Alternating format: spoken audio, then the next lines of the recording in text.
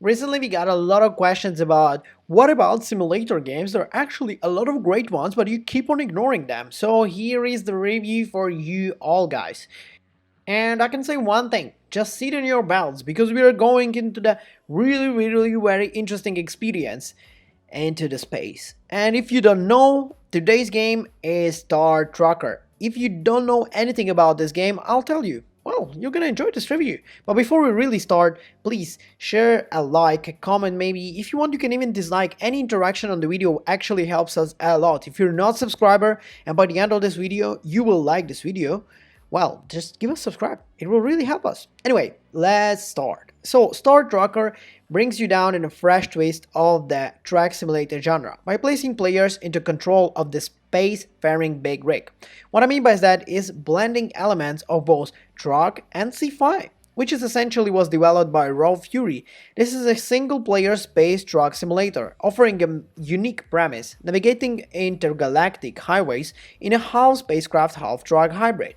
With easy-to-learn controls and visually stunning environments, even newcomers can quickly get into the groove, but as soon find out that the danger of the space travel actually exceeds those on Earth's routes, making a survival challenge that requires careful resource management, keen attention to the detail, and actually you will be required to be very careful.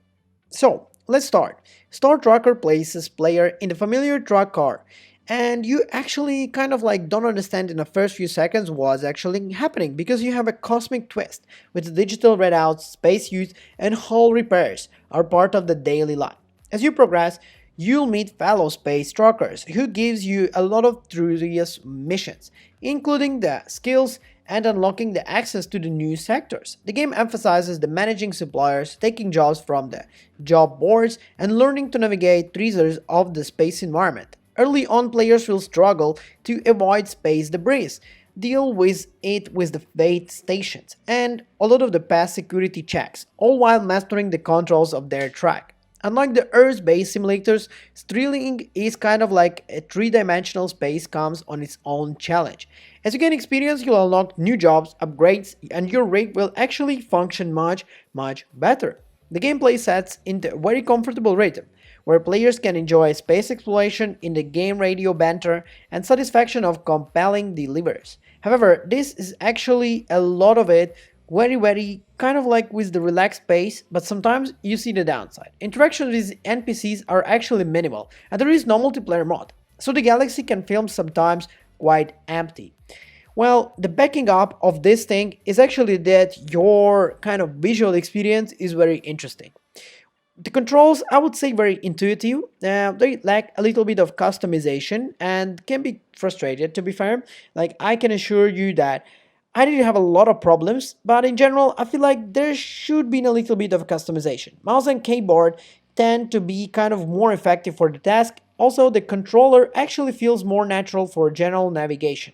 Despite the potential, Star Tracker sometimes leaves players wishing for more depth, and this is something that I feel like may not even be fixable in the updates, because I feel like what we have now is a real final product. Entering the space stations, for example, or burrows, personalizing your truck interior, or interacting with more NPCs would add much more needed variety. And I've seen this in some other reviews that people are mentioning about this game. Managing power becomes a central frustration. Everything in the truck consumes energy, from maglock system to the oxygen generator, and replacing power cells can quickly become really costly. Other resources like air, for example, the filters and the circuit board also needs to be monitored. Failing to keep track on these can lead to the breakdowns, respawning at the repair stations, and financial penalties. While Star Trek boosts immersive and visuals, an approach of gameplay, it's screwed in kind of like mid-game economy of resource management mechanics and can be distract from the overall experience. Essential supplies such as the power cells and prohibitive expenses, turning what should be a relaxing space trucking into really tense balancing act. For the fans of the genre, I would say Star Trucker offers something different, something fun in a way because you will see a different environment, the different style, the different art. But can I say that this games actually improves the already existing genre? Probably not. Would I recommend it to anyone? Well, I'm not sure. I would say one thing. If you're looking something that would actually make your kind of like a resting or chilling evening after a hard day, well, I would say this game is it.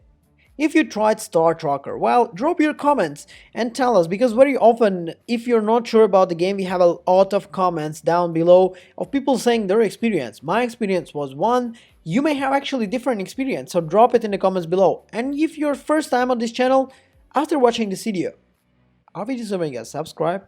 Let me know. Anyway guys, I'll see you in the next one. Bye!